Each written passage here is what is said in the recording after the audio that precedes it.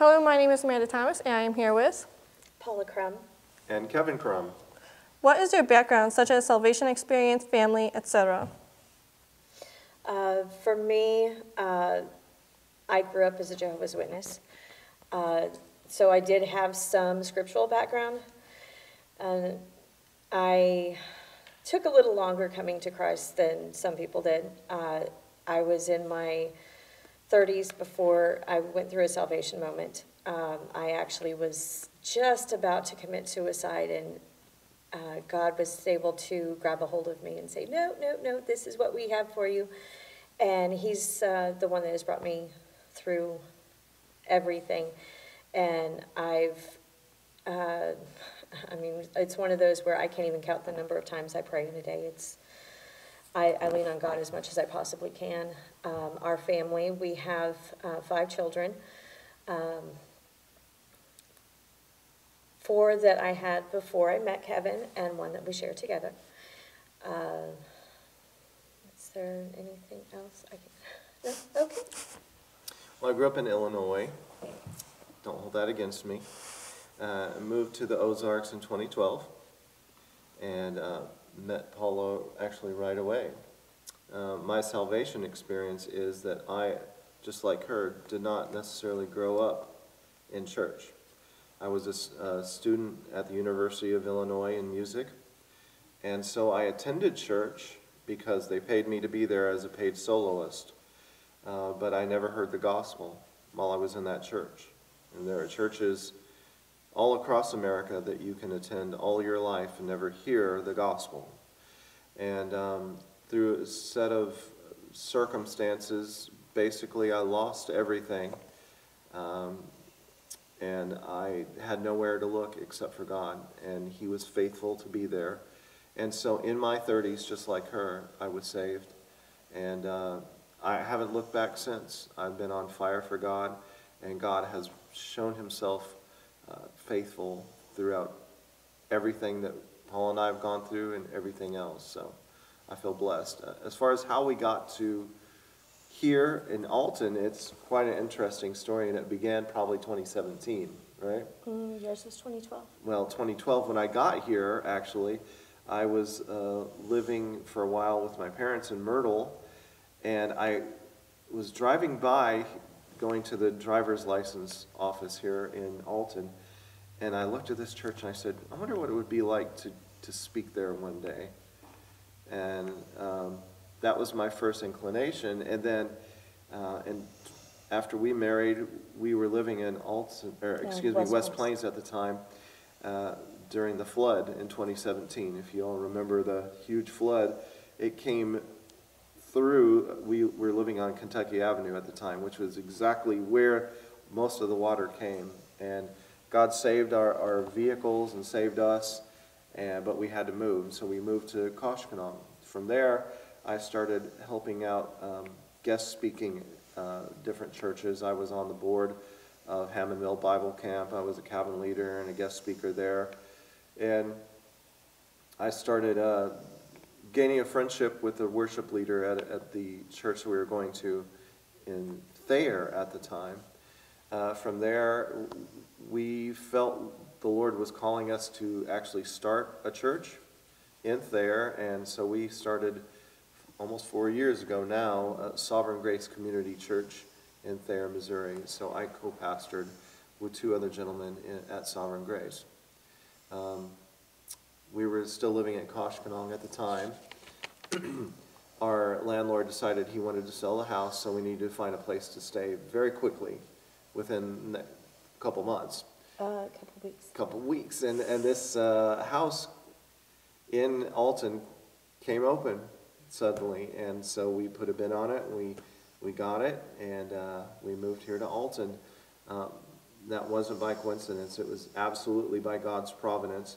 Later on, I found out that this church was looking for a pastor. I had been co-pastoring at that point for a few years, and so I was a guest speaker here, and they asked if I would turn in an application with a resume, and I did, and they called me as a pastor here.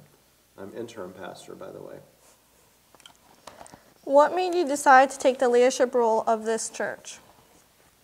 Well, I would say probably one of the main reasons is because we're part of this community.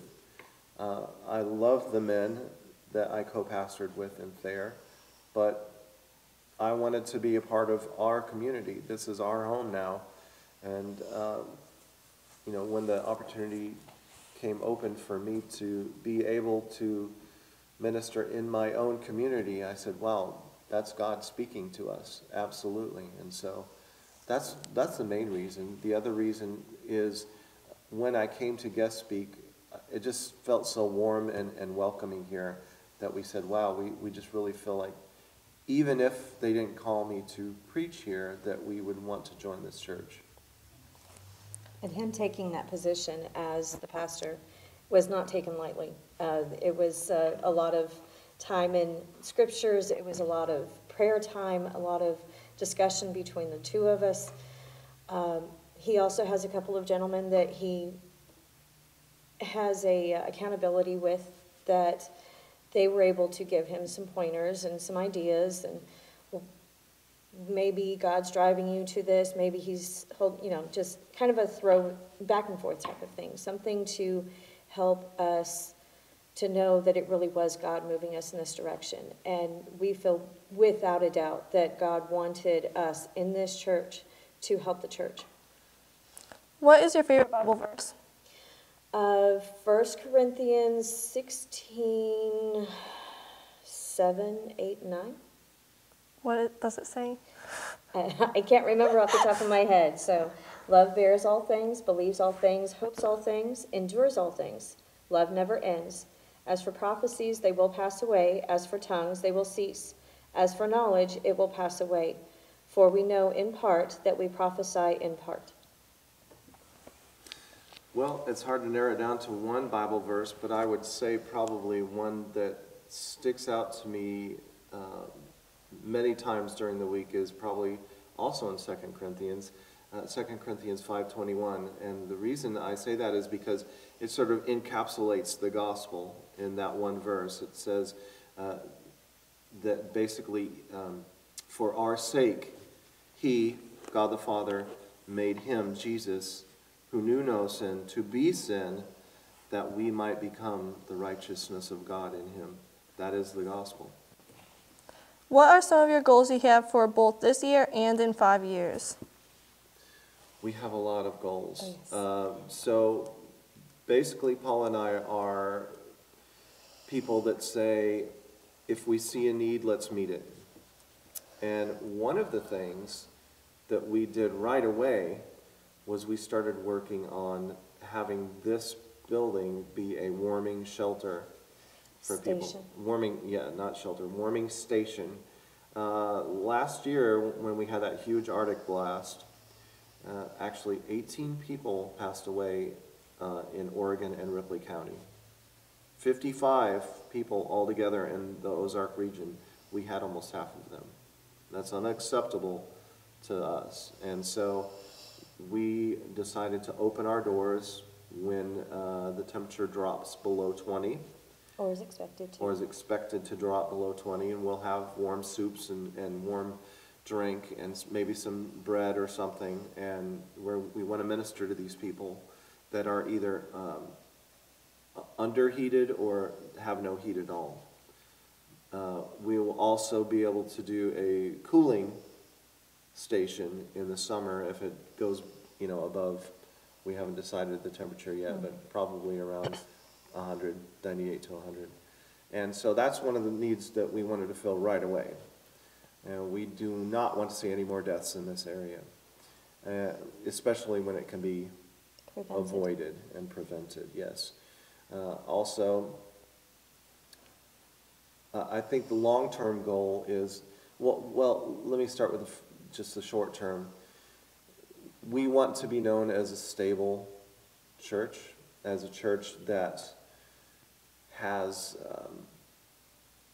members that understand the gospel, that understand growth is within themselves. And so Paula and I have always said we're not as concerned with growth in numbers as we are growth and the people that are already here. And so our goal is through expositorial preaching, through good Bible study, through discipleship, we will grow each other, and as we do that, we will grow the church. Long term, we want to have more of a presence in the community, meaning we're going to reach out to nursing homes. I have a co-founder of a 501c3 jail and prison ministry called the Prisoner's Hope, and we want to get into the jails. We want to have a group of men and women that maybe even go eventually to Licking Prison and visit some of the surrounding smaller jails, not just here in Alton, but maybe Thayer, maybe even West Plains at some point. Beyond that, I would like to see a growing youth ministry here with smaller children and intermediate, and then maybe a junior high to high school level where we just have some couches and bean bags and we discuss the gospel. And maybe we have a Bible curriculum, maybe we just talk about the gospel, but somewhere for kids to come that's a safe environment and that's a fun environment for them. I think he actually covered everything that I had in my mind. I really want to drive actually to the youth, and we have seen so many of the youth around this area getting in trouble, and there's just problems, and unfortunately there is a pretty severe drug issue in the area, and we want to be able to reach out to people, the youth especially, because if you don't train up a child in the ways of righteousness, they can't turn back to it in their old age. So we want to be able to grab a hold of the youth wherever possible and help them to understand the gospel and have that joy in their heart that you can only get from knowing Jesus and from being in church and being around people that actually care about you, not just, hey, why don't you try this? We really want to grab a hold of these people wherever possible and just love them. Is there anything else you guys want to say? Well, with the community involvement, we want to try to involve everybody and everything. And so I joined the Ministerial Alliance. I think it's important that churches work together. We may have doctrinal differences, but that doesn't mean that we don't understand that Jesus saves and that people need Jesus. And so that's one of the very first things I did was join the Ministerial Alliance. There's going to be some things that we do collectively together that's going to be great. But one of the other things I want to do in this church is get this high school involved, get the middle school involved, have the choirs come perform here, let this be a venue for them. And so also our congregation has even said that they want to transition from straight hymns to maybe a mixture of modern praise and worship and hymns, and that will take some time as we try to find musicians and we kind of make that transition, but it'll be good. So we hope eventually to be a church that people look at and say, these people care. That's the main thing. Okay, you talked about a family-friendly church, and that is so important. What we have noticed is that so many children growing up, they come to a certain age and they don't go to church anymore. What are you going to do to show that church is important? You need to be there. Well, of course, the pastor can only do so much. It has to start at home. But one of the most detrimental things a church can say is, well, that's how we've always done it. And so the gospel never changes. God's word never changes. But how it's delivered, how it's ministered can change. And one of the things is change perhaps your music style. Change perhaps what Bible studies you're using, as long as they're theologically correct. And so really, we have to get the parents involved first. And I don't need to teach every class. I don't need to, and I can't. And so one of the ways you make church fun is to make it fun for the parents. And then when the children see that the parents are having a good time, you have to model what you want in your children. And so you can't drop them off at the door and go fishing. You got to be involved. And so we want some of the parents involved in the youth ministry. Now, sometimes parents really do need a break from their kids. We understand that. But we want some dynamic people to come in and lead those youth groups. So that's one of the reasons, one of the main things. The other thing is, Bible study doesn't have to happen inside the church. We can go and we can go to the park, we can have some field trips, we can do some fun things. And so I think that's another reason, another way you can make church enjoyable for children. Okay, and that branches off to two more questions. Okay. Would you consider this a family-friendly church? I would absolutely consider this. What makes it family-friendly? This is for the whole community to hear. I think one of the things that makes this church family-friendly just simply are the people. If you watch just us being here, for 2 months, 3 months now? 2 months. If you watch the congregation interact with our children, you'll see that they are very loving, very supportive kind of group. And everybody takes an active role in ministering to the children here. My child does not know any strangers in this church. And no child would when they come in. They will feel loved right away. That's good. That's good. So often nowadays, you can see a whole generation of kids grow up through the church and they don't know the Bible. They don't know who Abraham, Isaac, Jacob, Daniel, Noah, anyone is. So you can see why they wouldn't bother coming back to church. Mm-hmm. What are you doing to prevent that from happening here? We have an epidemic of biblical illiteracy in America. And so one of the things is you have to start young. Mm-hmm. You have to start going through the main stories of the Bible, the patriarchs. Yeah. They need to know who these people are. Mm-hmm. The other, and this is a bad word for some people, but you need to catechize your kids. And what I mean by that is not Catholic catechism, but give them Bible verses, give them core doctrines in an answer and question form where they can spout them off. They memorize them, they can spout them off. And have them memorize those and talk about those issues. And so I'm a strong believer in start with the main themes and the patriarchs of the Bible and look at that in the plan of redemption and also question and answer, especially with the smaller children. Are you training the parents as to what questions to ask and how to ask them, what's age appropriate? We will be doing that eventually. Yeah. So, we can't send our kids downstairs and make macaroni art and think that they're going to be ready for the world. Mm-hmm. That's how a lot of churches do it. And so if my son can't tell you who Noah is, who even Adam is, I failed. And so we're going to help the parents with good question and answer format type of thing.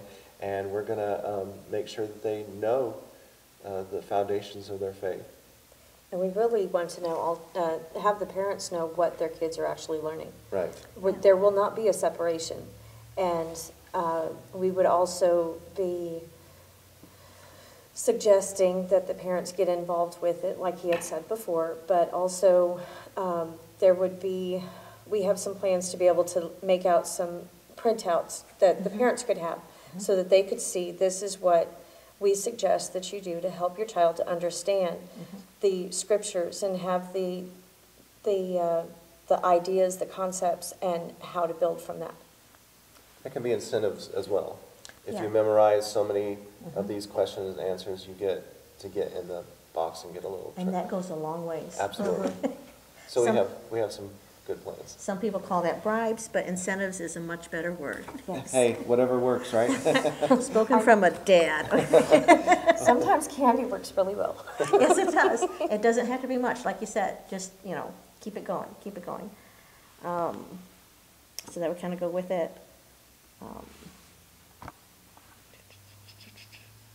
That should do it for right now.